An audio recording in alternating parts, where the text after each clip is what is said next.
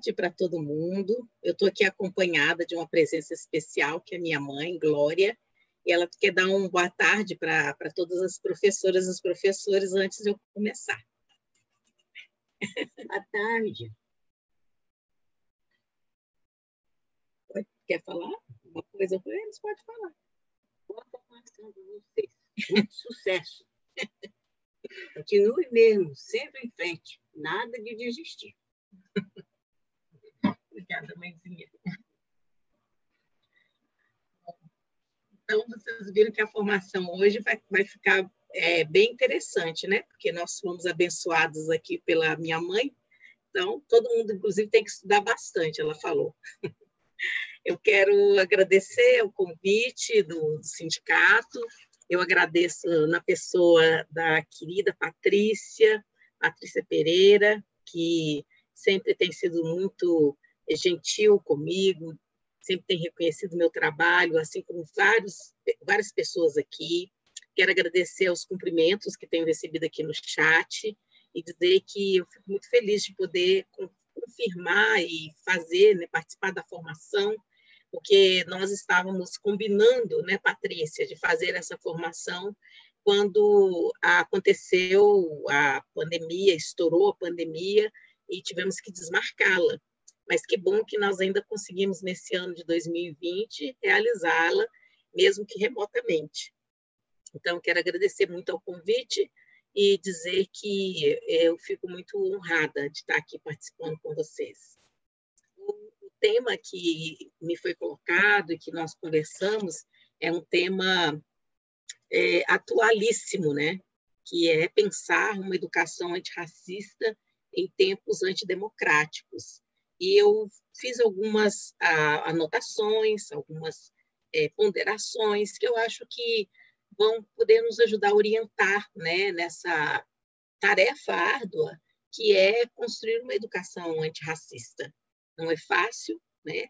Deveria ser, digamos assim, algo, entre aspas, natural, numa sociedade como o Brasil, com 55,8% de população negra, mas, infelizmente, nós sabemos que não é um caminho muito comum ainda pensar que a educação, principalmente a educação básica, pense que o antirracismo é também um eixo orientador do trabalho pedagógico.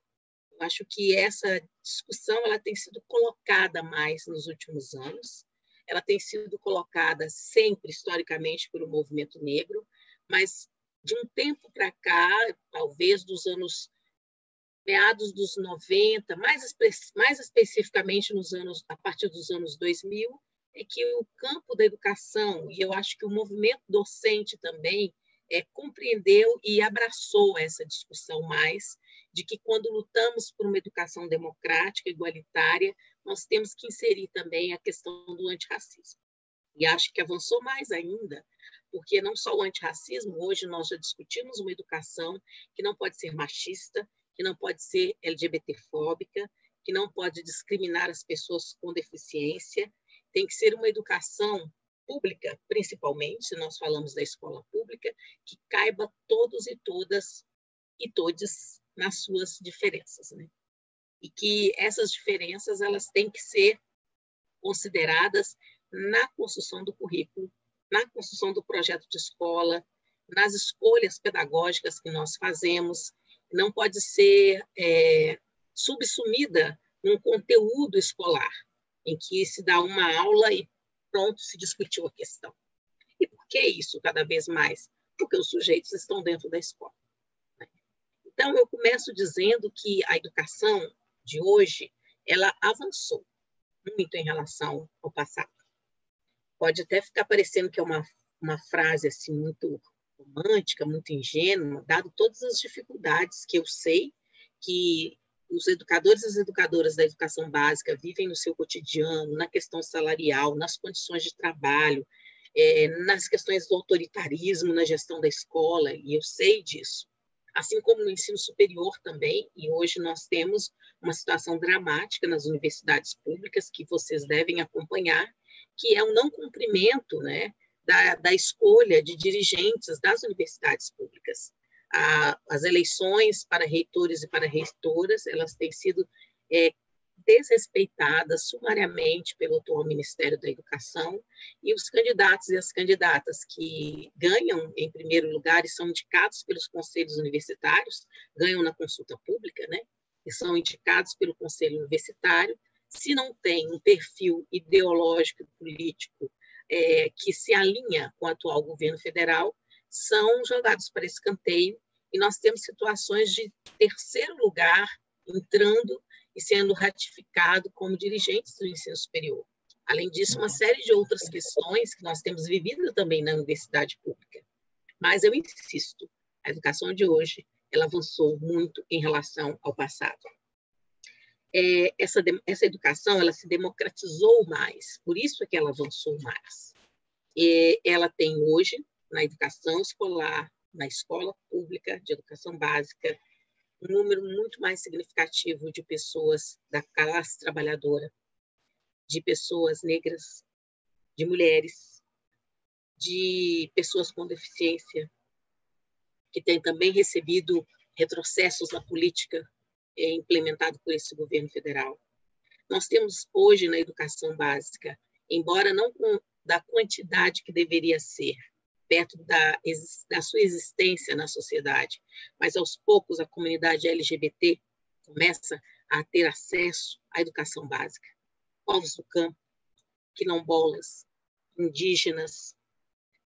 Então, nós temos hoje uma série de sujeitos marcados pelas diferenças e pelas suas identidades, que estão hoje na escola pública de norte a sul do país, principalmente na educação básica, porque somos frutos, e eles e elas são frutos de uma pressão popular pela democratização da educação. E essa pressão popular pela democratização da educação, ela tem conseguido forçar, ampliar mais a universalização da nossa educação básica. Nós não temos nada disso concluído, ou seja, não temos uma escola básica totalmente democrática e também não temos uma educação básica totalmente universalizada. Mas se nós olharmos o que já foi, por exemplo, na época em que minha mãe teve acesso à educação básica, e a geração dela era uma geração que, quando ia para a escola, e conseguia concluir os 4 primeiros anos do ensino fundamental, era algo que era uma raridade.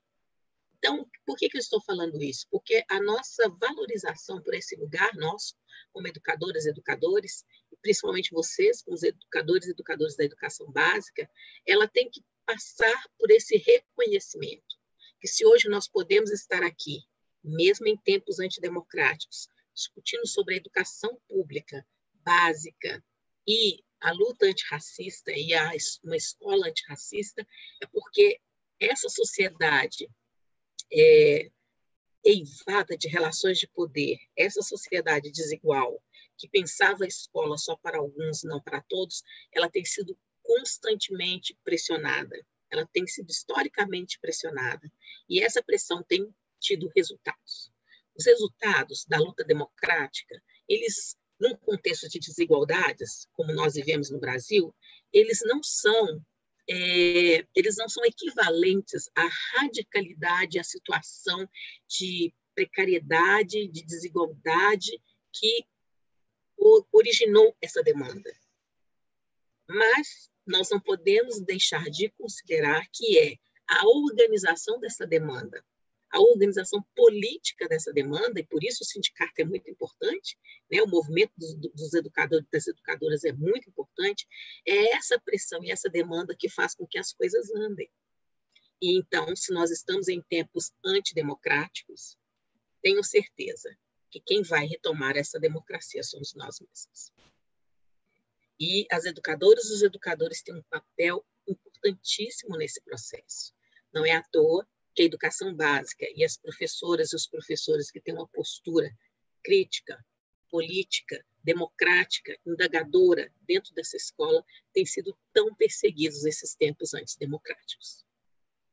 Bom, mas se a educação ela avançou nesse sentido que eu estou falando, é porque também a sociedade brasileira se democratizou mais. Então, se nós hoje temos por exemplo, nas universidades públicas, uma lei nacional que obriga as cotas socio-raciais nos cursos de graduação. Se nós temos hoje uma portaria normativa do MEC que induz as cotas raciais na pós-graduação, isso é fruto de um movimento, de uma pressão, de uma tensão na sociedade brasileira, que força essa sociedade a se democratizar mais, e que, ao se democratizar mais, ela tem que reconhecer as grandes lacunas de direitos em relação a determinados sujeitos socioculturais, sujeitos étnicos, raciais, sujeitos diversos tratados como desiguais. E, nesse processo, um dos principais avanços que eu acho que nós temos e que nós não podemos abrir mão dele é o fato de nós conseguirmos que a educação básica seja considerada um direito, que a educação seja considerada um direito social. Isso nos dá margem para uma atuação política muito incisiva quando esse direito ele é negado. E o direito ele tem que vir na sua totalidade. Direito pela metade não é direito. Então, pensar a escola pública e de educação básica como um direito significa que todos os sujeitos, com a sua diversidade, as suas diferenças, dentro dessa escola, têm que se sentir e têm que ser acolhidos. Acolhidos pelo projeto pedagógico, acolhidos nas relações cotidianas, acolhidos por esse currículo, acolhidos na gestão, acolhidos no dia a dia da sala de aula. Então, quando nós temos práticas racistas, práticas LGBTfóbicas, práticas machistas que acontecem, vocês sabem disso, no interior de uma sala de aula, no interior de uma escola, vinda da gestão, etc., nós temos aí uma fratura nessa escola democrática que nós tanto lutamos por ela. E essa fratura, quando ela acontece na escola, é porque ela está acontecendo na sociedade, porque está tudo imbricado. A educação escolar, a educação pública, a escola enquanto instituição realizadora da educação como um direito, ela está imbricada, ela está dentro dessa sociedade. Por isso, toda a luta que a gente faz dentro da escola, para que ela se democratize mais, é uma luta que também vai para fora da escola, para que a sociedade brasileira se democratize mais. E a força, a instituição forte, a escola é uma instituição forte na nossa sociedade. E essa força, ela impacta os setores conservadores, ela impacta os setores fascistas, ela impacta os setores racistas, patriarcais, machistas, LGBTfóbicos. Então, por isso, quando a gente tem um projeto autoritário em ascensão, esse projeto olha para a escola pública e olha para a educação básica e que quer regulá-la de forma conservadora, seja através de base nacional, comum curricular, seja através da perseguição aos educadores e às educadoras, seja através da criminalização do movimento docente, seja através de dar força ao fundamentalismo religioso e o fundamentalismo político dentro da escola, seja querendo fazer passar um projeto de escola sem partido, seja aderindo a uma invenção conservadora que é a ideologia de gênero e tantas outras coisas mais. Bom, então, o que eu quero chamar a atenção é que há atores políticos que são responsáveis, então, por essas conquistas democráticas na educação e na sociedade, e principalmente da educação como um direito social. E eu cito os movimentos sociais, eu cito o movimento docente, e eu chamo a atenção do tanto que os movimentos sociais, o movimento docente, têm politizado a educação, têm politizado os direitos também na sociedade. O movimento docente tem um papel muito importante na construção de uma educação democrática. É esse movimento que luta e consegue cada vez mais um status de trabalhador e trabalhadora da educação para aqueles e aquelas que se dedicam à função de educar as novas gerações. Não mais uma educação vista como missão, mas educação vista como um ato profissional e um ato ético profissional. Bom, e é nesse contexto, então, que os movimentos docentes, ao politizarem a educação, ao tensionarem a sociedade, em relação à forma, muitas vezes, excludente, né, como as pessoas podem acessar esse direito da educação, é nesse processo que eu vou destacar a força do movimento negro. Se nós estamos falando de movimentos democráticos que lutam por uma escola democrática, eu tenho que destacar, sim, a força do movimento negro nas suas mais diversas formas, nas suas mais diversas configurações.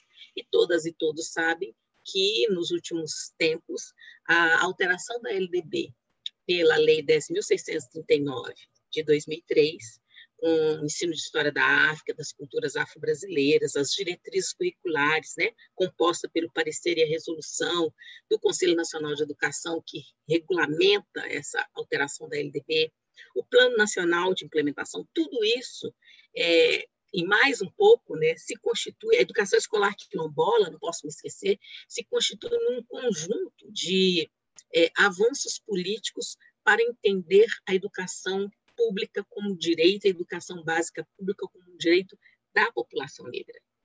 Mesmo que essa população negra possa estar dentro dessa escola pública de educação básica, principalmente aquela localizada nas periferias, nas vilas, nas favelas, nos bairros pobres, isso não significa que o direito a essa educação esteja sendo realizado para esses sujeitos. Porque o direito à educação, levando em consideração a significativa presença de negros e negras na construção histórica do nosso país e na escola básica, significa que, ao entrarem na escola, essas crianças, adolescentes, jovens e adultos, eles têm que se deparar com uma educação antirracista. E nem sempre isso acontece. Então, como eu falei com vocês, o direito nunca é pela metade, porque senão ele não é direito. Então, se eu sou um sujeito que vive numa sociedade que é racista, e não há como negar isso cada vez mais nessa sociedade, eu participo dentro de um espaço de formação de novas gerações, e eu sou tanto docente ou a docente que forma, quanto o estudante que está lá dentro, e eu passo por essa escola, e ao invés de eu ter uma prática antirracista, eu tenho uma educação que reforça o racismo, ou que finge que o racismo não existe, o meu direito à educação ele não está sendo totalmente garantido. Porque o direito à educação é mais do que sentar no banco da escola. O direito à educação é sentar nesse banco da escola, permanecer e sair com sucesso desse banco da escola e sempre ser acolhido por ser quem se é, nesse interior dessa instituição escolar e dessa sala de aula. Então, nesse sentido, eu quero chamar a atenção de que a luta do movimento negro por uma educação antirracista é uma luta que ela trabalha com uma dimensão do anúncio e da denúncia ao mesmo tempo. Ela sempre anuncia que a sociedade está imbricada nas relações de poder e que essas relações de poder, elas se realizam através de fenômenos perversos historicamente, e um desses fenômenos perversos é o racismo, que junto com o capitalismo, que junto com o patriarcado, produz uma série de desigualdades que afetam dramaticamente a vida, não somente da população negra, mas afeta dramaticamente a vida de todo e toda brasileira em especial a população negra. E por que eu chamo a atenção para esse fato? Porque o racismo, e eu sempre falo isso, ele deseduca todos nós. O racismo, ele deseduca a vítima dele e ele deseduca o algoz que o pratica. Por isso, uma educação antirracista ela é necessária para todos e para todas. E para que eu, professor e professor, desenvolva na minha prática escolar uma educação antirracista, eu mesma também tenho que me tornar uma pessoa antirracista. E o antirracismo, ele é de tal ordem profunda e denso que ele não diz respeito apenas a mim, Nilma, professora, dentro da sala de aula. Ele diz respeito a mim, Nilma, professora, dentro da sala de aula, mas diz respeito também a mim, Nilma, cidadã, vivendo em sociedade. Ou seja, é incoerente e contraditório que eu, dentro da escola, trabalhe com a discussão racial, faça projetos, etc., 20 de novembro, que é amanhã, e tal, mas quando eu saio daquele portão e vou atuar na minha vida privada, na minha vida cidadã, eu seja uma pessoa racista. Não cabe. Essas duas coisas não cabem. Então, o antirracismo e a educação antirracista exige de nós uma revisão constante dos nossos atos, dos nossos valores, da forma como interagimos. E isso é que é, digamos assim, desafiador para todos e para todas. E nesse contexto, nesse anúncio que a própria educação antirracista e o movimento negro, quando luta por essa educação, nos faz, ele tem um outro anúncio a fazer, essa conjugação. O anúncio é que as pessoas não precisam permanecer racistas. As pessoas podem ser reeducadas a serem antirracistas. E é sobre isso que, nos últimos tempos, o Brasil tem falado muito. Os últimos acontecimentos nos Estados Unidos, George Floyd, que se espalhou pelo Brasil e outros lugares do mundo, tem nos ensinado isso. Eu me lembro de uma cena muito impactante que teve naquele momento nos Estados Unidos, que era um cordão de isolamento feito por pessoas brancas, para que os policiais não atingissem os manifestantes e as manifestantes negras que protestavam naquele momento contra o racismo. Olha, é uma cena que há tempos atrás nós não veríamos nos Estados Unidos. E pensando na nossa realidade brasileira, várias pessoas começam a se indagar onde que guardam o seu racismo, como uma campanha que nós tivemos há muito tempo no Brasil. E eu acho que o avanço, quando nós nos construímos como uma pessoa antirracista, é que a resposta para a pergunta onde você guarda o seu racismo não é procurando se está no coração, se está no cérebro, se está no fígado, se está no seu pensamento, no seu imaginário, mas é quando nós entendemos que nós não podemos guardar nenhum racismo, que racismo a gente não guarda, a gente joga fora. E acho que esse é o teor de uma educação antirracista. É aquela que consegue fazer que nós façamos uma revisão dos nossos atos, valores, e nós possamos jogar fora esse racismo que nos foi ensinado na família, na mídia hegemônica, nas relações de poder e dominação, na subalternização das pessoas negras, no encobrimento da história dos negros e das negras no Brasil, na estereotipação da própria origem do continente africano e da importância do continente africano no mundo, na construção das Américas, vamos pensar assim, né? Então, tudo isso diz respeito a uma revisão. Então, o que eu quero chamar a atenção? É de que não basta eu apenas ler bastante, incorporar bastantes conteúdos, ver lives, etc., e falar, agora eu tenho um conteúdo, eu fiz consegui um acúmulo de conhecimentos, digamos assim, e que eu vou chegar em sala de aula e vou dar uma aula maravilhosa, seja de ciências, matemática, literatura, português, etc., e que a questão racial vai aparecer de forma antirracista. Isso é muito bacana, é muito importante e precisamos. Mas uma educação antirracista é aquela que eu consigo entender que uma postura de combate ao racismo, ela extrapola o conteúdo, porque ela diz respeito a uma postura do sujeito diante da vida.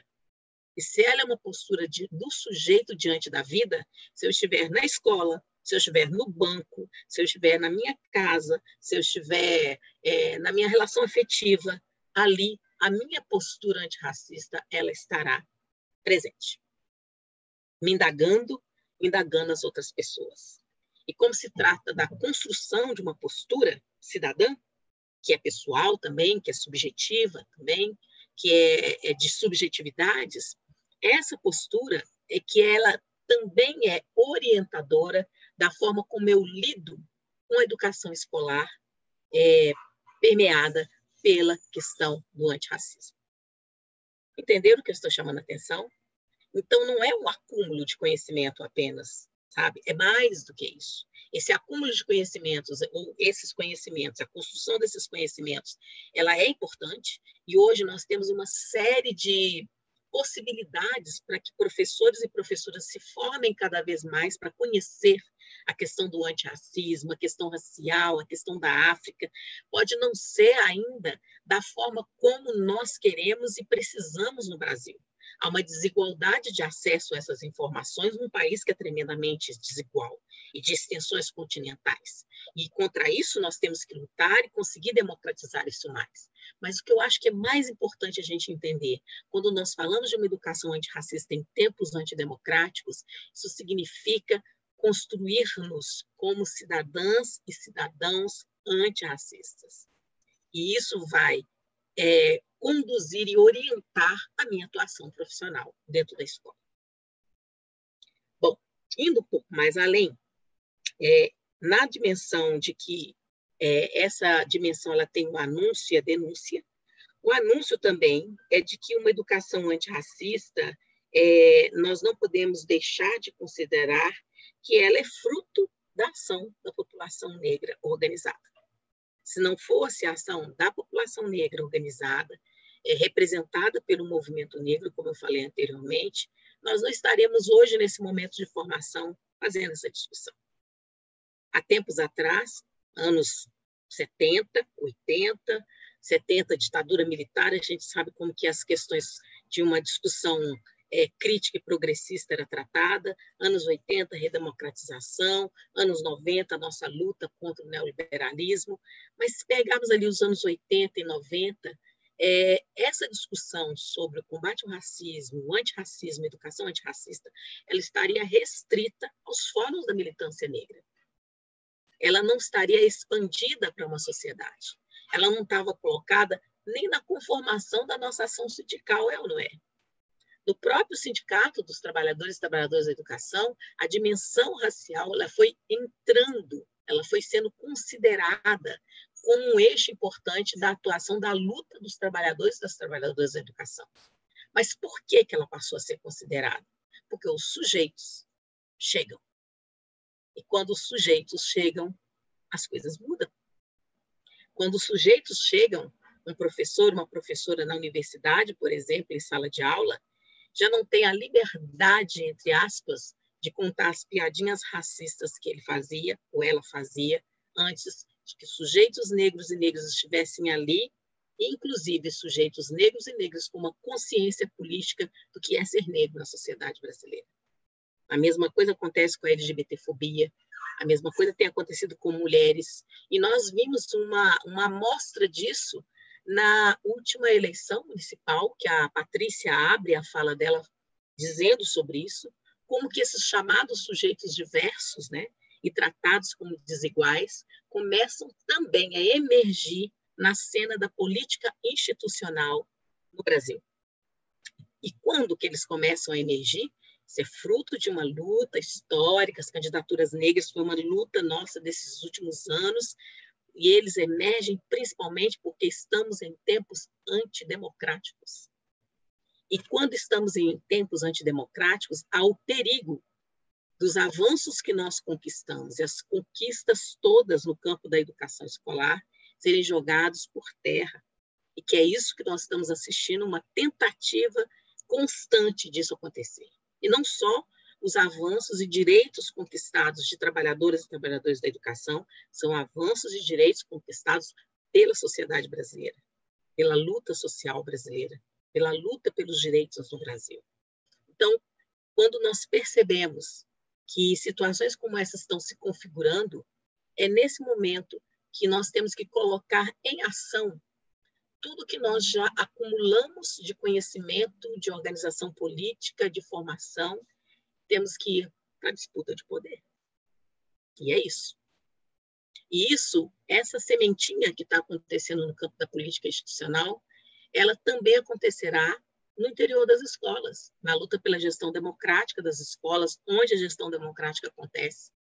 Porque em determinados momentos, parecia até que as pessoas estavam, sei lá, um pouco desestimuladas de lutar contra forças muito conservadoras, e talvez falando, eu luto tanto, não, deixa, eu vou ficar no meu lugar e as coisas que acontecem, eu vou lutar na minha sala de aula. Mas o que a gente está percebendo é que há um outro projeto, um projeto de sociedade, de educação, de Estado, que é um projeto de poder conservador, reacionário e antidemocrático. E esse projeto tem como tentáculos, seus tentáculos, ele está em várias das nossas instituições democráticas, e a escola pública básica é um alvo desse projeto. Todos vocês que já estão na escola básica pública sabem do que eu estou falando. Então, isso significa que se eu quero uma escola democrática, se eu quero uma escola democrática que seja antirracista, nós vamos ter que começar a pensar também nesses outros espaços, né, de poder, de decisão, que nós também teremos que disputar para conservar e preservar direitos garantidos. E, nesse sentido, eu quero chamar a atenção e colocar para vocês alguns princípios, digamos assim, alguns eixos, melhor dizendo, do que é uma educação antirracista. Essa educação antirracista, ela qualifica, digamos assim, a nossa luta por uma educação básica democrática, pública democrática. Tem sido já, digamos assim, um acordo entre nós, do campo emancipatório, que uma educação pública, ela tem que ser democrática, ela tem que ser laica, ela tem que ter qualidade social, não é isso? Ela tem que ser inclusiva. E eu acho que quando nós avançarmos mais na construção desse antirracismo na educação, nós vamos acrescentar nas nossas lutas sindicais, nas nossas lutas por direito, que essa educação pública ela tem que ser democrática, tem que ser laica, tem que ter qualidade social, tem que ser inclusiva e também tem que ser antirracista. Avançando mais, ela tem que ser antipatriarcal e avançando mais, ela tem que ser anti-LGBTfóbica.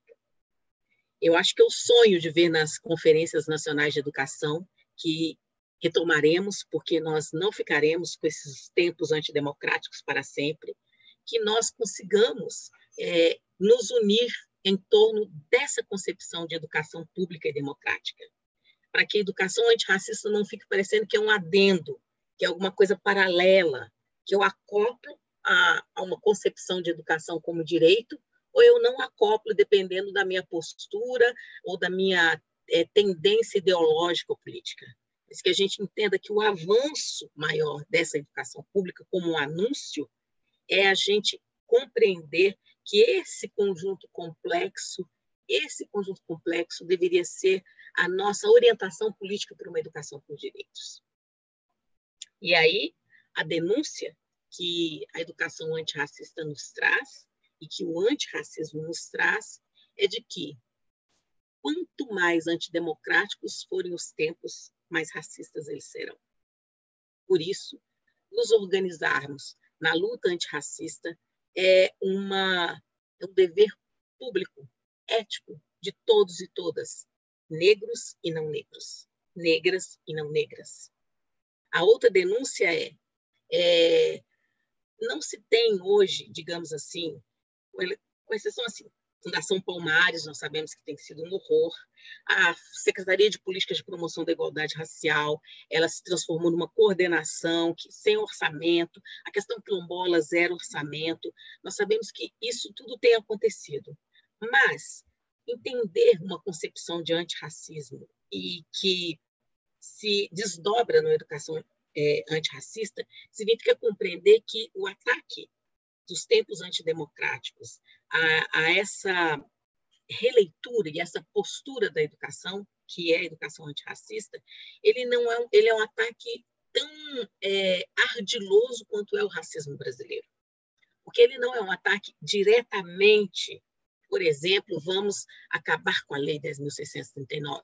Ela está lá ainda, mas é um ataque de que você não constrói as condições para que essa educação antirracista aconteça. Não constrói as condições, por exemplo, para que a Lei 10.639 aconteça.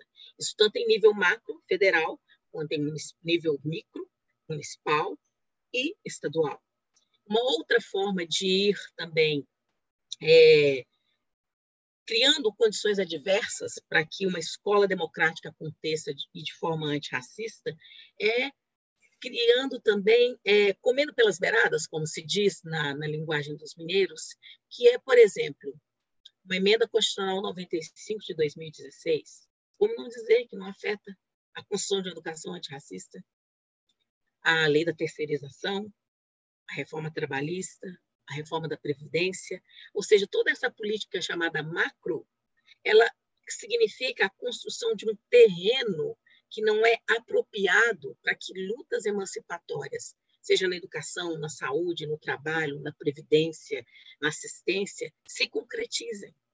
Então, quando eu construo uma postura que é antirracista e partilho de uma educação antirracista, isso significa, quando eu falo que é uma postura, que não está só dentro da escola, etc., um posicionamento político diante dos ataques à democracia de um modo geral.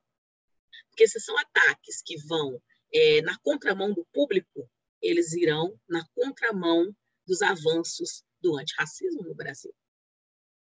O IBGE constata que nós, negros e negras, somos 75% da população pobre no Brasil. Isso significa que todo ataque, todo momento agora que nós vivemos de desgoverno, dessa pandemia, que nos faz estar aqui em isolamento social, para aqueles e aquelas que conseguem estar em isolamento social, todo desgoverno, toda letalidade, tudo que ataca esse momento, ataca também a população negra. Claro que ataca indígenas, quilombolas, pessoas pobres não negras, mas eu estou chamando a atenção de 55,8% da população. Então, na hora que eu vou pensar educação em tempos de pandemia, eu tenho que pensar que a educação antirracista exige de mim me posicionar também contra o racismo nesses momentos fortes dessa antidemocracia que tentam imprimir no nosso país. E, caminhando para o fim, eu quero colocar para vocês, então, o que eu estou chamando aqui de eixos do que é uma educação antirracista.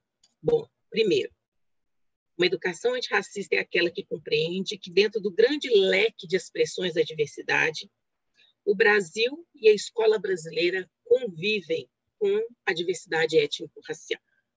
E nesse grande complexo leque da diversidade étnico-racial, a população negra brasileira é central.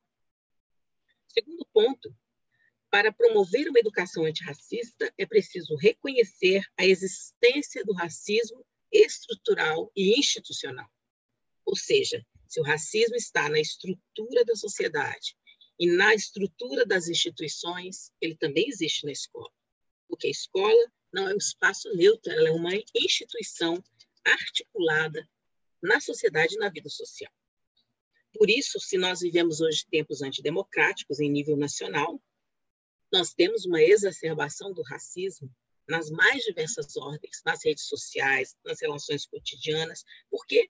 Porque as pessoas que partilham dessa postura racista se sentem autorizadas a expor o seu racismo, justamente porque elas acham que tem um clima propício para que isso que muitos e muitas escondiam possa vir à tona, atingindo as pessoas do seu direito.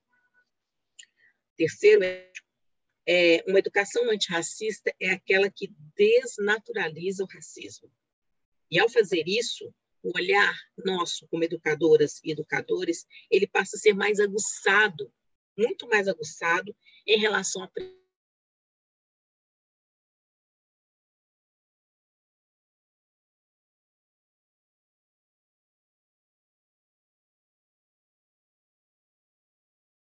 seja nas artes, no português, na matemática, etc.,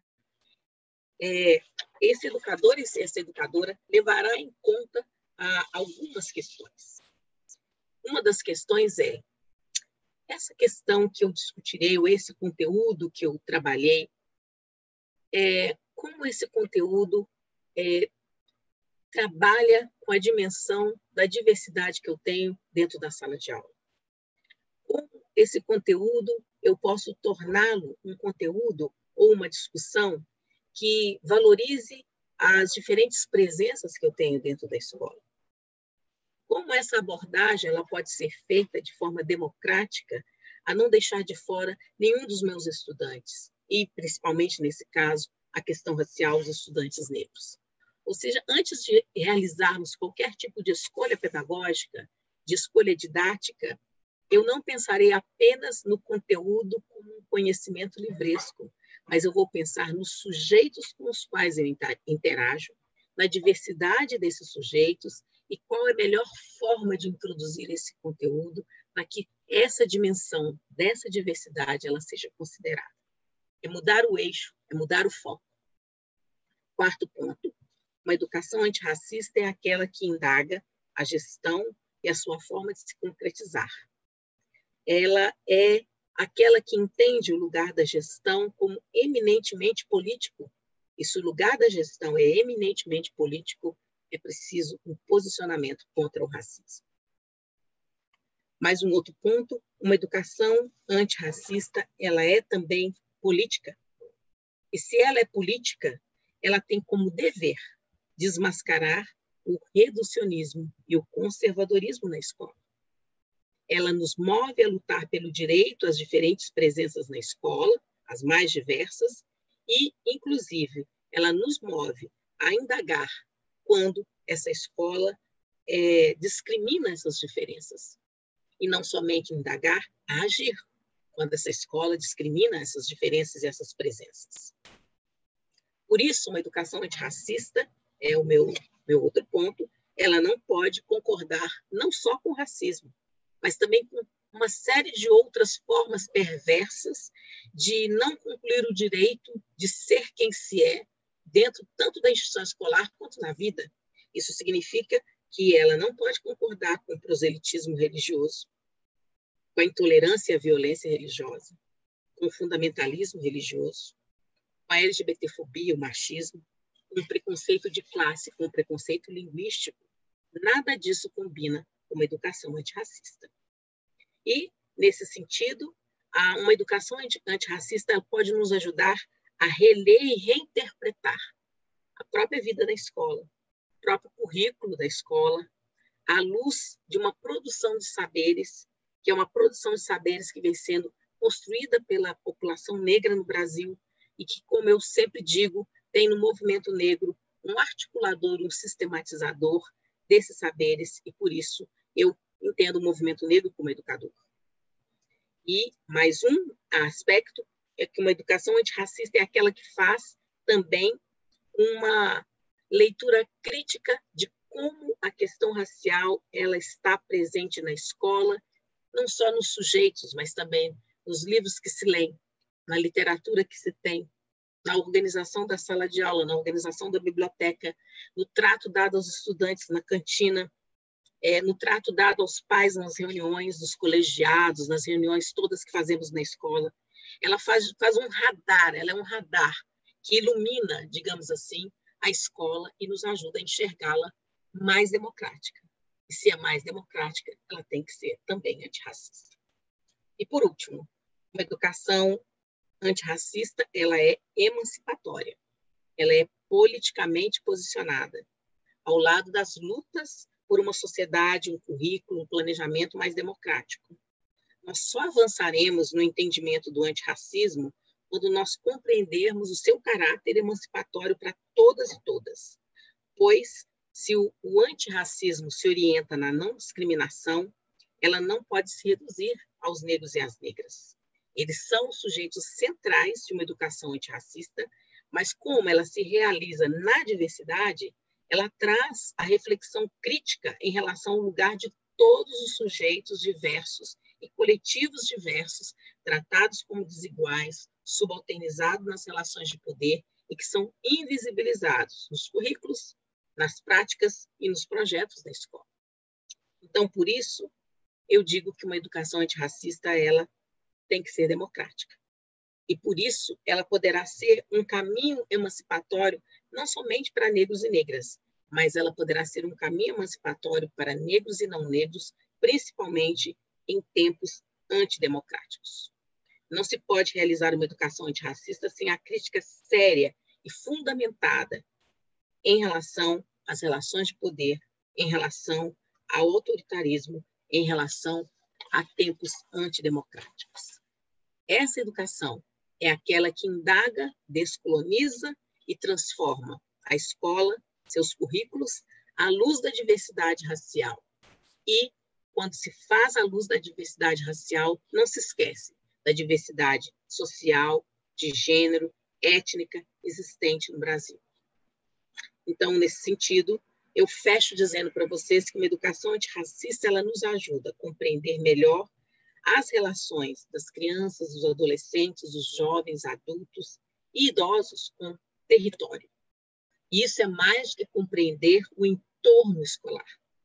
É entender que nas vilas, nas periferias, nos bairros periféricos de classe média, etc., e principalmente nos bairros pobres, né, isso, nas vilas e periferias, os sujeitos negros e não negros, e em especial aqui, os sujeitos negros, eles dão sentido à sua existência, eles dão sentido e constroem significados naquele espaço. Por mais pobre, por mais com ausência de presença do Estado que seja um espaço, é naquele território que as pessoas constroem as suas vidas cotidianas. É naquele território que sofrem violência, é naquele território que as milícias estão, que o tráfico está, que a segurança pública chega matando, prendendo, e é também naquele território que se constrói resistência, é também naquele território que se constrói cultura, é também naquele território que as pessoas aprendem a viver. Muitas vezes há uma desconexão entre nós, professores e professoras, e o território onde a escola se encontra. E há uma enormidade de territórios negros onde as escolas públicas se encontram. Mas muitas vezes, quando olhamos esses territórios e os reconhecemos como territórios negros, o que bate é um sentimento de medo da violência e não de compreensão daquele território. Porque em muitos lugares, os docentes e as docentes são de outro território. E só vão naquele momento para dar as aulas e sair. Isso cria uma série de desconexões, mas talvez, entendendo essa relação do território, a escola, uma educação antirracista, a gente possa conseguir ressignificar relações que muitas vezes são muito tensas entre a escola e a comunidade escolar. Isso significa entender, inclusive, comunidades que são extremamente conservadoras e que a escola ela tem que construir estratégias para dialogar com essas famílias no sentido de compreenderem a importância de uma educação democrática e a importância de que, se é democrática, tem que ser antirracista. Ou seja, o que eu quero dizer para vocês é que nós não podemos deixar que os tempos antidemocráticos nos demovam do nosso dever ético, político de continuar lutando, né, para construir essa escola democrática e essa escola e uma educação antirracista. Muito pelo contrário, agora é tempo de lutar ainda mais, mas não sozinhos. Se tem alguma coisa que a educação antirracista nos mostra, é que ela se constrói coletivamente. Esse é o momento, cada vez mais, da gente conseguir superar divisões, superar disenções, superar tensões ideológicas entre nós do campo progressista e construirmos cada vez mais formas articuladas de compreendermos as nossas diferenças e as nossas posições e de estabelecermos eixos comuns na nossa luta em prol da educação democrática, em prol da retomada democrática e em prol de uma educação antirracista. Se tem algo que a ancestralidade africana ensinou para nós, é a dimensão do Ubuntu, que tanto falamos. Eu sou porque nós somos. Mas se há uma dimensão extremamente importante no Ubuntu, é a dimensão coletiva. Eu não existo sem o outro. Então, pensar numa educação antirracista é pensar Ubuntu, trazer Ubuntu para a nossa ação política. E é nos fortalecendo coletivamente que nós poderemos dar conta de enfrentar os momentos antidemocráticos que vivemos. Em alguns momentos eu não vou estar bem, em algum momento é o outro que ou a outra que não vai estar bem, mas se nós estamos todos e todas articuladas e juntos e juntas, nós podemos criar um cordão de muito mais força para enfrentar o que ainda virá, porque esses tempos ainda não acabaram. Mas nós começamos pelas eleições municipais e nós temos também outros espaços dentro da escola e da sociedade onde nós podemos voltar a ocupar com sujeitos políticos que pensam a democracia e que pensam uma distribuição tanto de riqueza, quanto de poder, quanto de decisões, de forma equânime para a sociedade. E de onde que a gente tira essa força? Essa força a gente tira do que nós já construímos nesse cotidiano. E tem um ditado africano que eu gosto muito, que eu termino com ele, que ele fala o seguinte: as teias da aranha podem derrubar um leão. Por isso nós precisamos estar juntos e juntas. Muito obrigada. É isso que eu queria compartilhar com vocês.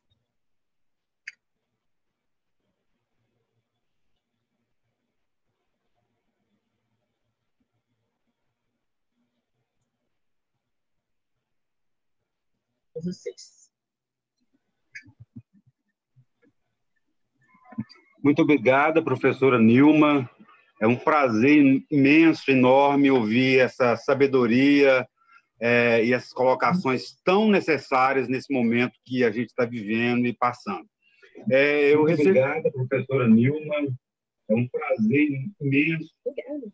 Então, olha só, eu recebi aqui até o momento 6 inscrições, né, para comentários, perguntas, então eu vou passar para essas pessoas, né? Primeiro a Cris Loureiro, depois o César Andrade, depois Daniel Negão, nosso companheiraço aí de luta, depois a Ruth Reis, Maurício Fonseca e a Vanderlé Reis. Então vamos fazer primeiro essa primeira rodada de comentários e perguntas.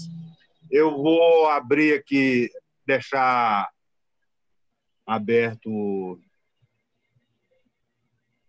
Tá. Vamos lá, então. Primeira, a Cris Loureiro. Você pode abrir seu microfone, Cris.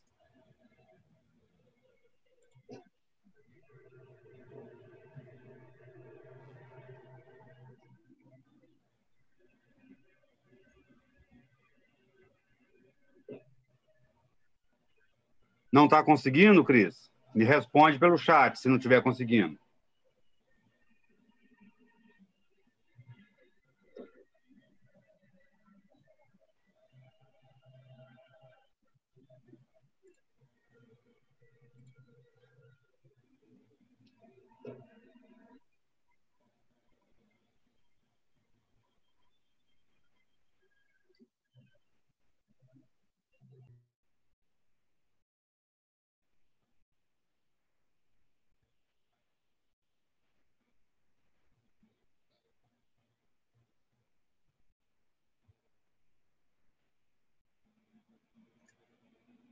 Talvez, enquanto a Cris tenta abrir o dela, pode passar para outra pessoa, a gente volta para ela de novo, pode ser? Oi, professora. Eu falei que enquanto a Cris tenta resolver o problema do microfone, uma outra pessoa que está inscrita fala e depois a gente volta para ela, quando ela conseguir resolver. Exatamente, eu ia falar exatamente isso. Cris, você conseguiu abrir o microfone?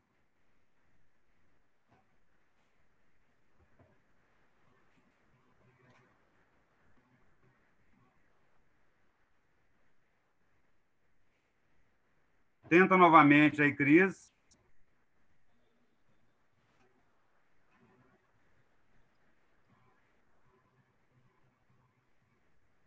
Oi, boa tarde. Agora Aí, foi. Conseguiu.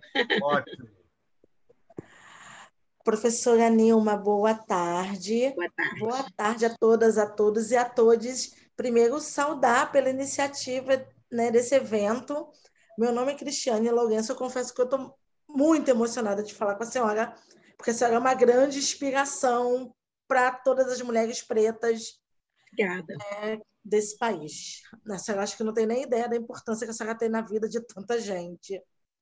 E eu sou doutoranda do programa de pós-graduação em Política Social da Universidade Federal Fluminense do Rio de Janeiro, sotaque um pouco diferente, né, dos companheiros de Minas.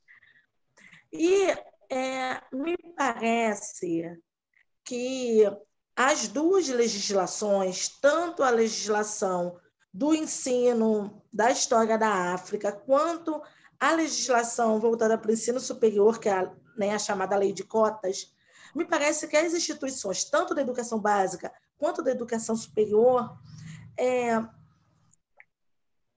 receberam essas legislações, receberam esses alunos, buscam, né, ministrar a disciplina de História da África, mas eu não percebo que a universidade, sobretudo por ser o meu campo de estudos, eu estudo Relações Raciais e Educação Superior, não é uma universidade ainda antirracista. Claro que a lei trouxe uma coloração, a gente vê a universidade mais preta em determinados cursos, mas me parece que a universidade ainda não adota práticas antirracistas. E eu gostaria que a senhora comentasse as suas impressões a esse respeito. Uhum.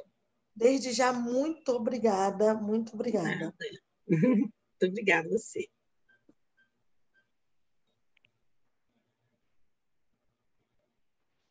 Outra pessoa? Pode ser? Podemos um bloco?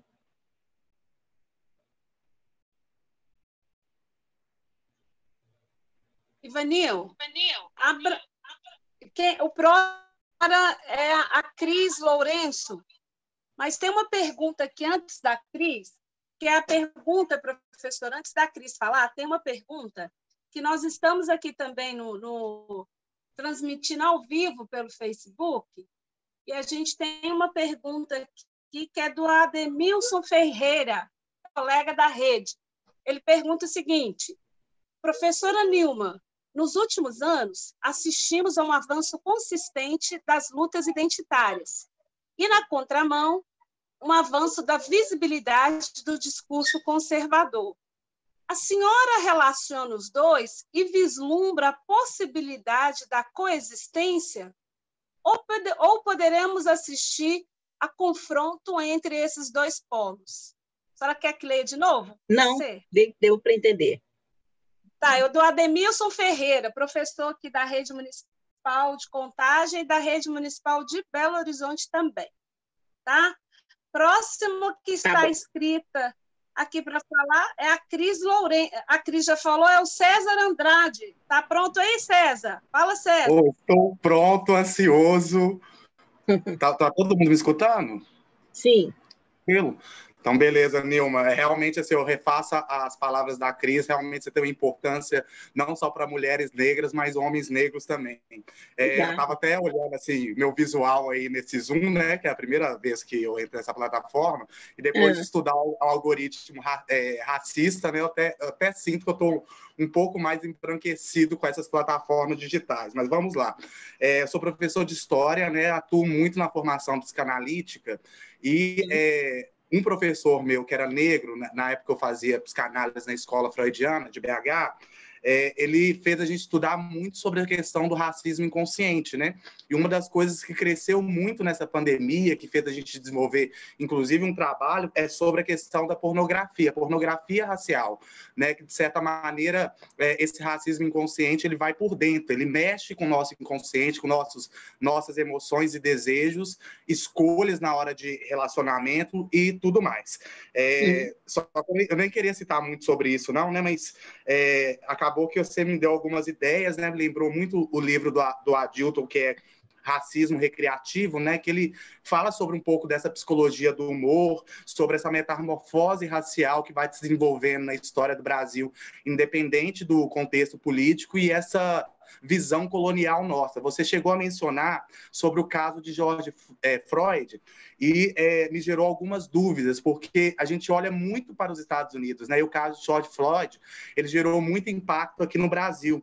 Então, uma das primeiras perguntas que eu queria te fazer, se você acha, de certa maneira, a gente importa demais a pauta racial dos Estados Unidos e esquece um pouco aqui do Brasil, se você acha que é um complemento. O microfone aberto aí. Você entendeu a linha de raciocínio? Entendi. De certa maneira, porque eu estava até revendo o livro do Malcolm X, né? E eu costumava muito passar alguns episódios, Todo Mundo Odeia o Chris pra gente, né? Então parece que no estereótipo brasileiro se tem a noção de que lá é segregado. E uma das primeiras páginas da autobiografia de Malcolm X, ele vai citando sobre a sua mãe, que é branca, que estava passando por ameaças da Ku Klux Klan, né? E ele explicando por que a mãe dele é branca, que é vítima que a mãe dela foi vítima de estupro coletivo de homens brancos. E acaba que essa segregação de bairros, né, não seria tão segregado assim, pegando em alguns bairros nesses, por causa desses estupros de homens brancos às mulheres negras. E a segunda questão é sobre a questão do líder da Fundação Palmares, Nilma, que o Ivanil está até aí presente, a gente trabalhou na escola no passado, havia um diretor negro, ele inviabilizava muitas pautas raciais, principalmente com o projeto da consciência negra que foi apresentado no início do ano, e a gente só conseguiu desenvolver na mesma semana, e, de certa maneira, eu senti que a minha luta racial contra um diretor negro, ela foi menos intensa, porque, de certa maneira, assim, como formação em psicanálise, eu sentia que, de certa maneira, aquele diretor também estava sendo vítima desse embranquecimento. Então, a segunda pergunta que eu queria te fazer era essa, né? Como combater esses líderes negros que não têm a consciência racial, porque eu pego muita frase do Silvio Almeida, na entrevista do Roda Viva, que ele fala que representatividade não é tudo quando não se tem consciência racial. Muito obrigado, viu, Nilma? Nada, César. Prazer.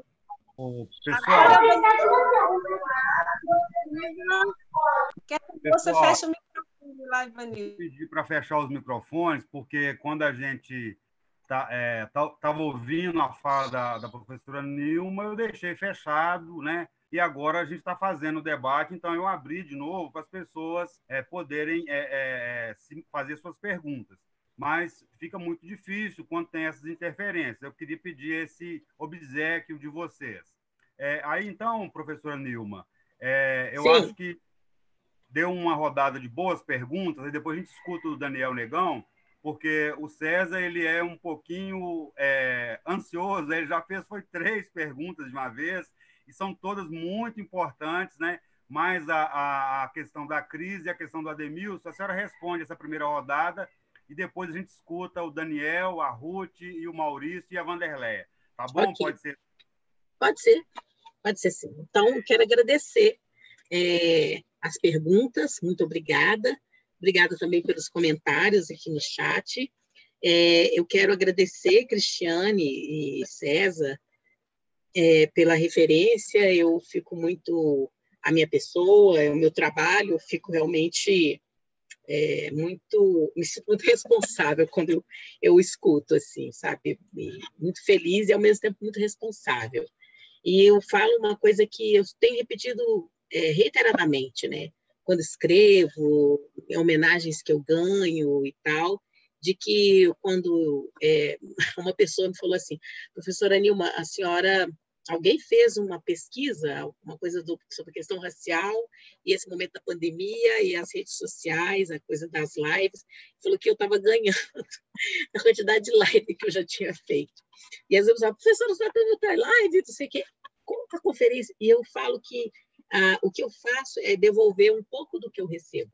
Eu recebo muito de vocês, sabe? Então, quando eu me esforço, falo, eu vou e tal, é uma forma de uma devolução do tanto que eu recebo. E é sempre pouco perto do que eu recebo de vocês, carinho, de reconhecimento. Então, eu agradeço aos dois e agradeço também a todas as outras pessoas. Bom, Cristiane, eu acho, Cristiane, que a universidade, de fato, ela tem ficado mais preta em função da pressão social, da pressão do movimento negro, que antes mesmo da Lei 12.711, a chamada Lei de Cotas, já havia pressionado por maior democratização do acesso e da permanência à universidade pública e já havia conseguido que universidades já implementassem políticas de ações afirmativas. Algumas na modalidade cotas, que é uma modalidade forte da ação afirmativa, outros na modalidade de pontuação adicional e bônus, como foi no caso da UFMG, que eu chamo de uma modalidade fraca de ação afirmativa. Nós começamos em 2003 com a UNEB e a UERJ. Primeiro foi a Universidade do Estado da Bahia, depois a Universidade do Estado do Rio de Janeiro, uma por decisão interna e a outra por uma decisão legislativa. E as estaduais começaram primeiro e as federais chegaram bem depois. E, no fundo, as federais elas só implementaram a lei de cotas, as cotas, melhor dizendo, porque se tornou lei. Porque se não tivesse se tornado lei, as universidades federais, até hoje, nós não teríamos esse conjunto de universidades que implementam a lei de cotas. Em função de uma situação que eu acho que é uma elitização das universidades federais, sabe?